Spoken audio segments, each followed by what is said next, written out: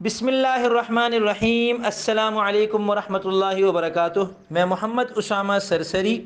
इस वीडियो में हम जानेंगे कि रअसुन का कायदा क्या है। रअसुन एक लफ्ज़ है, इसका मतलब है सर, और इसमें रा मुतहर्रिक के बाद हमज़ा साकिन है, तो इसे रासुन भी पढ़ सकते हैं। और कायदा इसमें यह है कि हमज़ा साकिन हो और उससे पहले वाला हर्फ मुतहर्रिक हो, तो हमज़ा साकिन को अपने से पहले वाले हर्फ की हरकत के मुताबिक जवाज़न हर्फ इल्लत से बदल दिया जाता है।